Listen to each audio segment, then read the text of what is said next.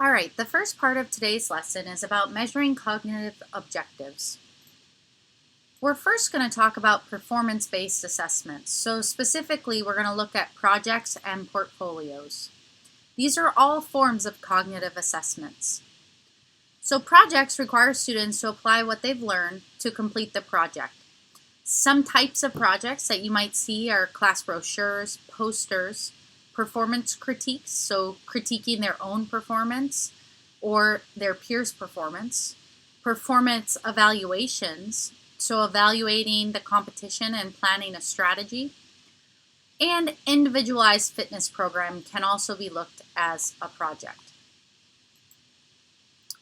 A portfolio is a little bit different than a project. A portfolio is a purposeful, integrated collection of actual exhibits and work showing effort, progress, or achievement in one or more areas. A portfolio is going to present a broad, genuine picture of what the student is learning. So let's talk about some characteristics of portfolios. First, portfolios need to be flexible and multidimensional forms of assessment. So as a teacher, you need to make sure that portfolios are encompassing a broad range of things and not just focusing on one thing. You should be flexible for what students want to include in their portfolio as long as it's covering the criteria. Portfolios are going to include documents of student progress, of student improvement, and achievement of their goals. It's going to promote student choice, self-evaluation, and reflection of the student's learning process. Most of all, it's important to understand that portfolios provide feedback and continuous evaluation of student progress and towards their goals. So not just for the student, but also for the teacher. It provides increased motivation to students and teachers because it is a non-traditional form of assessment and a little bit more fun than taking a cognitive test. The last thing that you should understand is that portfolios are going to spotlight student achievement and the promotion of the physical education program. So there's different types of portfolios. There's working portfolios, so portfolios that are ongoing. There's showcase portfolios, so something that is going to showcase a specific element or project. There's thematic portfolios, so you can choose a theme for a portfolio and then the students have to be creative fulfilling that theme. There can be multi-year portfolios, so often the portfolios that we do here at Wayne State are multi-year. They're looking at the progress that you have made as a teacher beginning until the end. And then you'll continue to update that portfolio as you go. There's group portfolios, so it doesn't have to be worked on by itself, and electronic portfolios. So understand that an electronic portfolio might encompass other types of portfolios, but the main thing about the electronic portfolio is that it's all electronic or online. So let's talk about a little bit about portfolio guidelines in performance-based assessment. So the first thing that you want to make sure you do is identify the learner outcomes that are going to be demonstrated through the portfolio assessment. You need to then develop and communicate these guidelines to the students. This is so important. If you're not clear and you don't give clear guidelines to your students, then the students are not going to feel confident in the portfolios that they are producing. You need to build flexibility into your class schedule. So if students have questions about the portfolios that they are creating, or they have things that they need to do to put into their portfolio, that they're able to do this within the class schedule to a certain degree. You also need to provide a variety of performance-based learning and assessment opportunities for the students. Guide students as they generate portfolio ideas. So you ultimately know and the students know what you are going to be grading. So help the students as they are generating their portfolio ideas so that they're on the right track. And then it's important to provide students the opportunity to share or showcase their portfolios, because a lot of hard work goes into portfolios, and so it's important for students to be able to share their work. The last thing that I want to talk about is evaluating a portfolio. So as I kind of stated before, you want to make sure that you create and use a scoring rubric to evaluate the portfolios. As we've talked, the qualitative rubric would be best for evaluating a portfolio, and the rubric should be given to the students when they are given the assignment, because this rubric is going to essentially guide them for what they need to include within the portfolio. The rubric should include 3 or 4 levels of performance, and it should include specific description of criteria for each level of the performance. The portfolio assessment process holds a lot of promise for teachers who are willing to challenge themselves and their students, but it does take a lot of time up front to create. So as you are creating a portfolio assignment, it's going to take you a long time to create a rubric to give sample ideas to students. And the more time that you put into it, the better that the students are going to be able to understand what the project is about, and the better their portfolios will be on the backside. So the next thing we're going to talk about is written tests. There's different types of test types: mastery and achievement. The type of test you plan to administer will help you decide on the type and nature of questions you're going to use. So mastery tests are used to determine whether a student has achieved enough knowledge to meet some minimum requirement that's set by you, the teacher. These tests are like CPR tests for certification. Students must get 80% or better to pass or to master the task. Achievement tests are used to discriminate among different levels of accomplishment, most commonly used in physical education when evaluating the cognitive domain.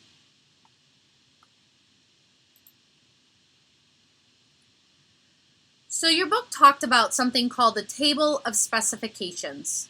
The Table of Specifications is very important, and you are going to use this in your assignment when you create your cognitive test. So we're going to spend a little bit of time talking here on the Table of Specification, but there is also a separate video that you're going to watch specifically to the Excel sheet that is attached within this module, and that is going to explain how you will actually use the Table of Specification to help you create your cognitive assessment. So the first thing that you need to understand is that in the Table of Specifications, content objectives might include stuff like history, values, equipment, etiquette, safety, rules, strategy, and technique of play. Psychomotor skills can also be put into that category. There are also educational objectives to include, and these are your Bloom's taxonomy categories that they talked about at the beginning of the chapter on page 113. So the categories for Bloom's taxonomy were knowledge, comprehension, application, analysis, synthesis, and evaluation.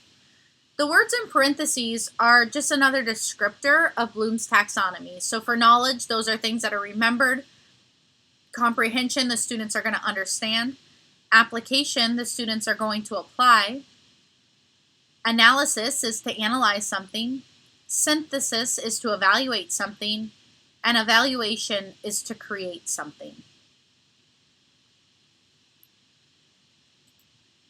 So here's a very small example of a table of specifications for a 60-item test. So for this test, this is just a small example, okay?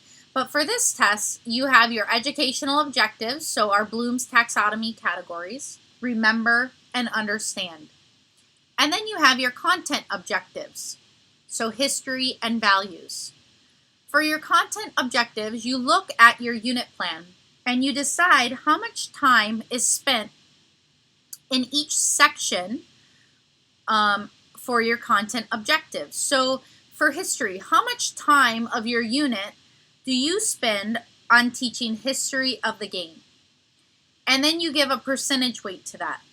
The percentage weight will then calculate how much of that should be questions for remember and how much should be questions for understanding. So what this does here is tell us a total percentage of the questions for remember and a percentage for the questions of understand, essentially telling us that we should have one question on history that's a remember question and one question on history that's an understand question. Similarly, if we spent 10% on values, we would have 3% of our total questions, or 2 questions for remember of values, and we would have about 1 question for understanding those values. So what I want you to do right now is I want you to go and look at the specification video, the separate one, and it's going to explain this Excel sheet. And right now, after you watch that video, I want you to pause this video and I want you to do the activity that is labeled for table of specification.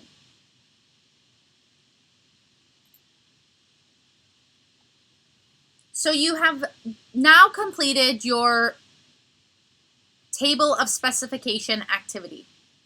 We're going to go on to the different test characteristics. What and how to measure will be addressed by a table of specifications. When to test. How do we know when to test? Well, you want to test frequently enough so that you get reliable results, but not so frequently that you needlessly use or waste instructional time. You need to make sure that you budget enough time for the test that you're giving. This is very important, especially as new teachers. We tend to underestimate the time that our students are going to need for tests. So you need to make sure that you are planning accordingly and that your test is the appropriate number of questions and type of questions that can be conducted in one class period. Well, how many questions should we have on the test? Generally, the reliability of an achievement test increases with the length of the test, but you still need to consider the time available for testing. So just like I said, if you have 1 hour, then you need to create a test that can be finished in 1 hour. So this is going to take into consideration the type of the type of questions that could be used and the attention span of your students. So high school students could usually answer about 3 true-false questions, 3 matching, or 1 or 2 complete fill-in-the-blank questions within 1 minute of time. However, it's going to take younger children a lot more time to answer those types of questions. Essay questions are going to vary dramatically in general because there's short essay questions and longer essay questions. And depending on the type of essay question that you're giving will depend on the length of time that you want to give for those essay questions. It's best if you only give 1 or 2 full essay questions for an exam.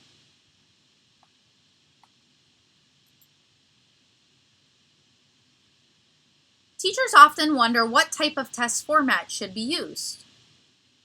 The most common and efficient method is written with each student getting their own copy of the test.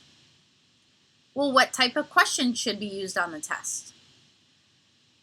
Determining whether to use objective, semi-objective, or essay questions given the amount of time available to take the test and to score it is usually how you're going to decide that. So just like we talked about in the last slide, the time for the test is really going to dictate the type of questions that you're asking. Regardless of the question type, it's important to reduce the amount of subjectivity involved in the question development, and scoring will in turn increase the reliability of the test. Regardless of the types of questions that you're going to use on the test, the usefulness of the resulting score depends on its stability or its reliability. The test should be designed to measure achievement on certain objectives, and as such, the resulting scores should express the degree of achievement, so your test should be stable from class section to class section and from semester to semester. Given that you have not changed the instruction, the objectives have not changed. So here's some general recommendations for creating tests. When using multiple types of questions, you need to group the questions by type. So all true, false should be together, and then all multiple choice should be together. You need to group together questions of similar content. You need to make sure that you're considering have the first 2 or so questions on a test be easier to reduce test anxiety of students. So you don't want to start out with hard questions because it could lead to a student giving up before they've even really started the test. So try to ease into your hard questions so that students aren't giving up too easily and thinking that they're going to do bad on the test. This causes anxiety and could cause them to do bad on the entire test. Discuss open notes. So you need to make sure that you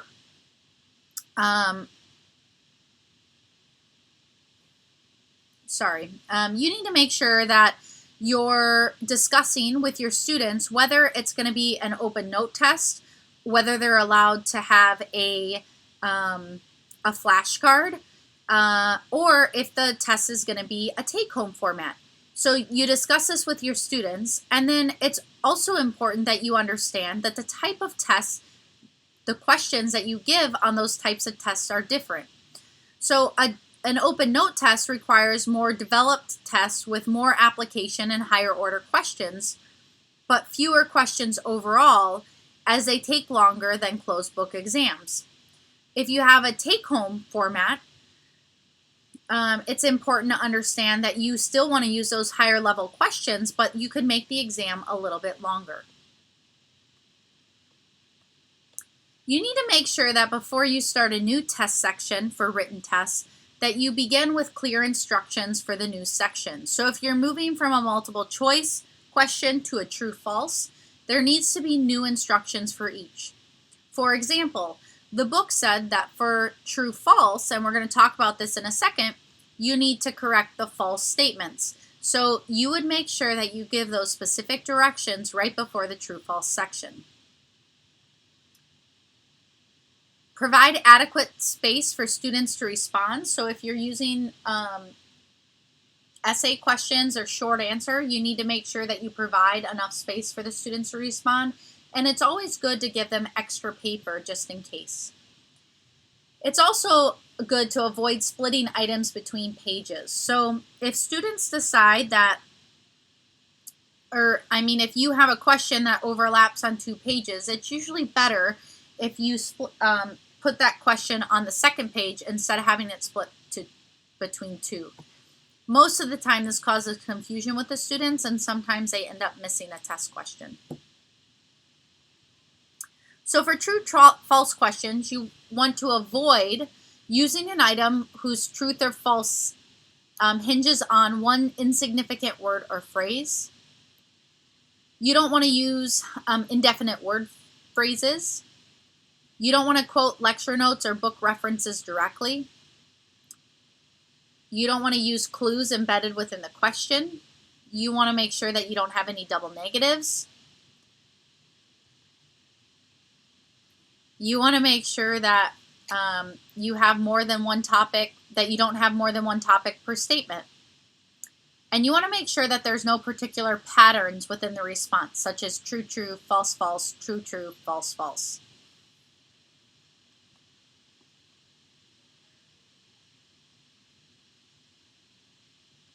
It's also important to understand the length of true-false questions should be about the same. So don't always make your false sentences longer, or don't always make your true sentences longer. You need to make sure that they're equivalent. You also want to keep the number of responses balanced, so 50% true and 50% false, or slightly in favor of false responses, as unprepared students are more inclined to mark true more often than false. You also need to make sure that the statements that you're putting on the test are absolutely false or absolutely true, meaning in no condition could they be the other. Know that true-false questions are easy to construct and score, but they're very limited in their ability to measure achievement, as there's a 50% chance that students can guess on the question and get the right answer. So if using a true-false question, it's important that you make your students correct the false statements. So next we're going to talk about matching questions. So matching can be effectively used to measure who, what, where, or when, but not how or why. So this is going to be limited to knowledge or remembering level questions within our Bloom's taxonomy. Matching questions are also very easy to construct and score, but in general, we need to make sure that we're following the following rules. You need to provide clear directions, including the basis for matching the items, how to report the answers, and whether a response can be used more than once. You want to make sure that you avoid providing clues by having all words and phrases in one column be logical and grammatically acceptable to every question in other columns. You want to avoid too many questions in one matching item. You want to make sure that you construct matching items with lists of questions and answers that are homogeneous in nature. Consider including more answers than questions to remove the possibility of process of elimination. It's important to arrange the two lists of questions and answers in a logical order, such as alphabetical or chronological. Make scoring easy for yourself by having all blanks on the left-hand margin. So the book went into detail about this, of what should be on the left and what should be on the right. And then they also talked about using capital letters for your choices, because capital letters are harder to misinterpret, such as C and E, than lowercase letters. And then the last thing is to make sure that the group answers and stems into separate parts.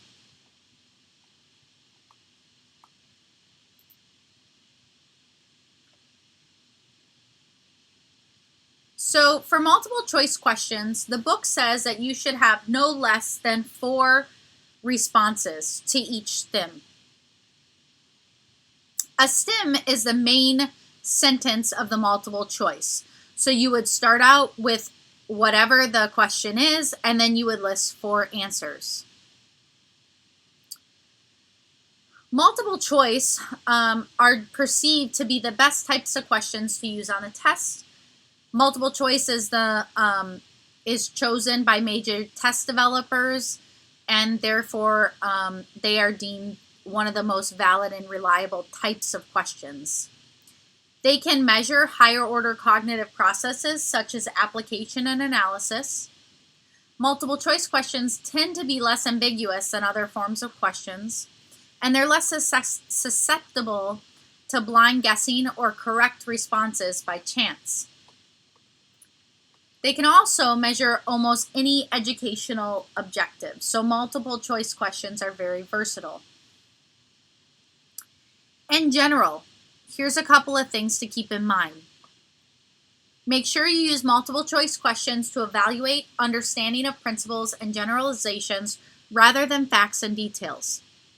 Use novel situations rather than examples from class. Avoid using direct phrases from the text or notes. Avoid negatively stated questions. Those just confuse students. Draft the stem, so the main part of the question, as a direct question or as an incomplete sentence. Carefully construct your key correct response and distractors so that they are grammatically correct and plausible for the given stem. Your answers should avoid the use of repetitive phrases, and they should also avoid the use of all of the above or none of the above. There really is nothing magical about having 4 or 5 choices, but make sure that you're offering good choices. Don't add unreasonable choices that should not be selected, as these stick out easily to your students.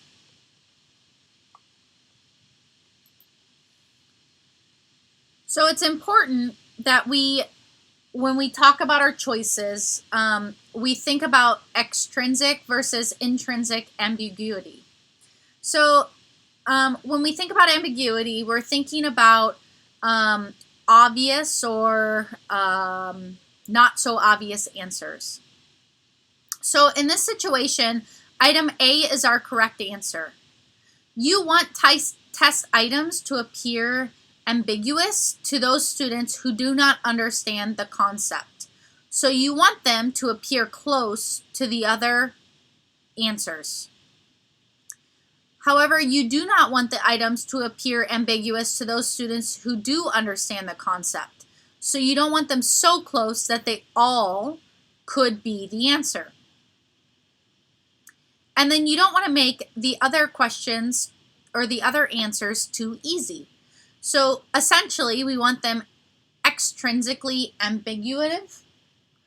We want it so that A is the right answer, and C, D, and B are going to be very similar to them. All right, so next we're going to talk about semi-objective questions. So these are short answer completion questions and mathematical problems.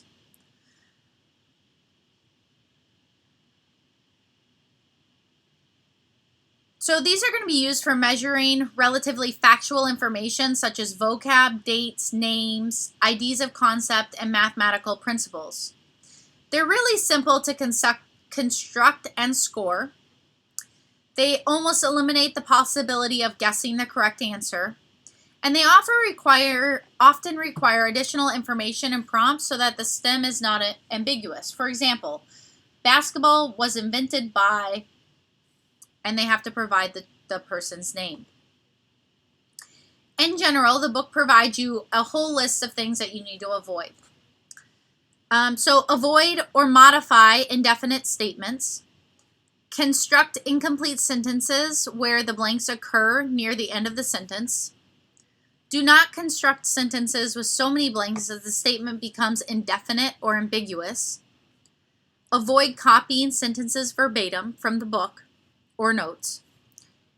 The blank should be for important words that have been omitted. Do not give inadvertent clues, such as longer or shorter spaces for responses or limiting verbs or articles. If a numerical response is required, indicate the units and the degree of accuracy desired. Use short answer questions when possible to avoid ambiguous completion statements. The last type of question we're going to talk about is an essay question. So essay questions can require students to provide interpretations, compare, contrast, demonstrate their knowledge of something, and it's used, there's various other uses for it. Within Bloom's taxonomy, you're looking at essay questions to organize, analyze, synthesize, and evaluate. For the response to an essay question to be scored accurately, the evaluator or the teacher must be knowledgeable about the topic being assessed and clear in their delineation of what is an acceptable answer. For me, it's always important that when I write the essay question, I know how many points that essay question is going to be worth, and I know how I got to that point total before I even give the students a test. The use of essays can limit ability to obtain a wide sample of achievement, as time and effort put into responses limits breadth of content able to be evaluated. One of the most serious issues with essay questions is the scoring. Issues of reliability related to subjective interpretation of response by the teacher, along with generalizations about the person rather than the responses, handwriting, grammar, etc., all could be calculated into the scoring. And you want to make sure that as a teacher, you're being as objective as possible and not counting out for those things. You want to construct the question so that the mental process you desire the student to employ is very clear.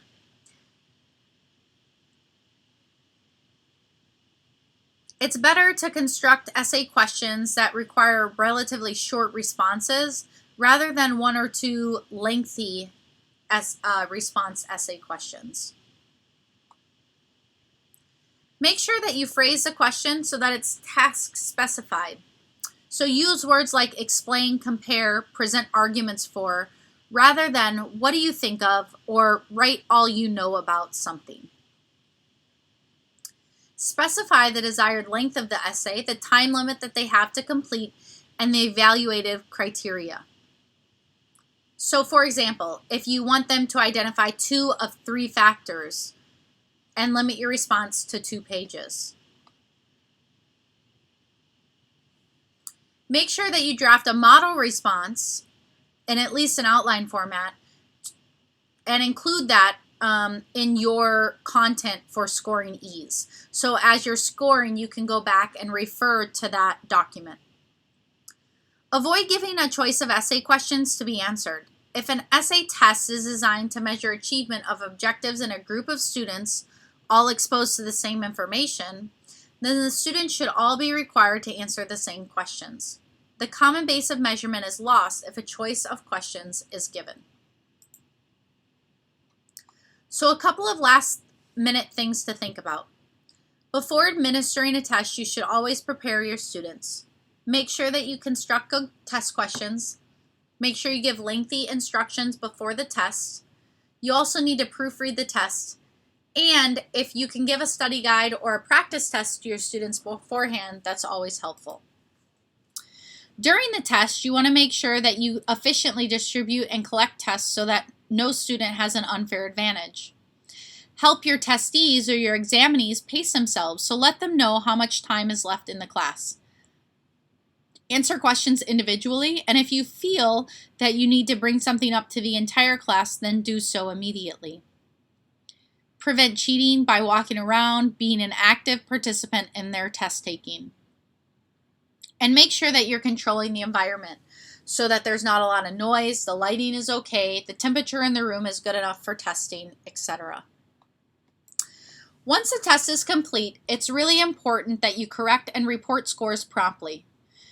Reporting scores anonymously is always the best thing to do. You never want to post your grades. And make sure that you avoid misusing or misinterpreting scores.